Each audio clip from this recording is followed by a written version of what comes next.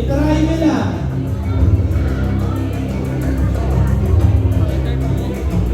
Apple, boy, cat, dog. Do we have an answer? Who says A? Who says B, boy?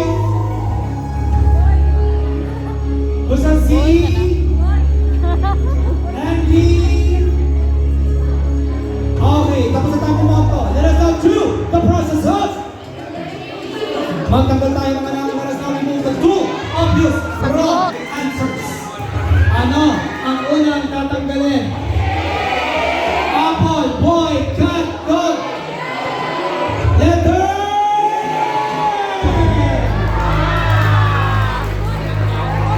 Boy. Test-taking strategies. Kapag nakita mo yung mga absolute words, tanggalin mo agad.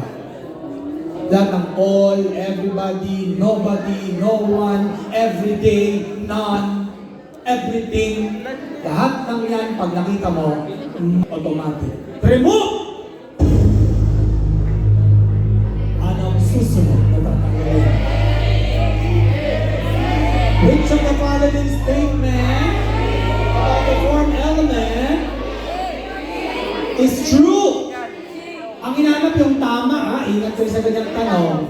Minsan, mali yung hinahanap. Did you get it? Yes or no? Very good. Oh, ano daw ang totoo dito? Okay? Ano ang totoo? Mali yung dog. Isa pang mali. Tanggalin natin. Letter? Apple, boy, or cat? Letter? Letter!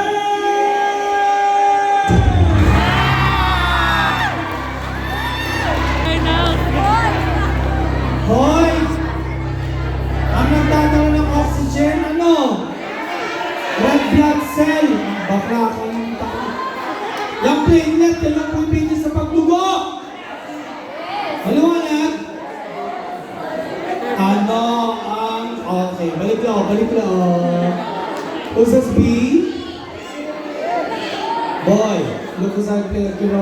Who says C? Okay. Another board exam question. Tumama ka ba?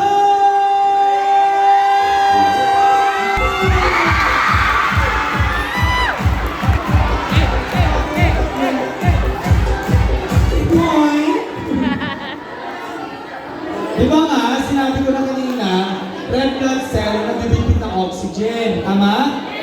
Tapos sabi ko yung platelet, yung pumipigil sa pagdugo. Eh, di malino yung C. Kasi ang erythrocyte, red blood cell yun. Haliwanag? Did you get it? Ang leukocyte, WBC ba to? Ito yung WBC, anak. Okay? Ito yung lumalaban tas, okay, sa mga bakterya. Kailangan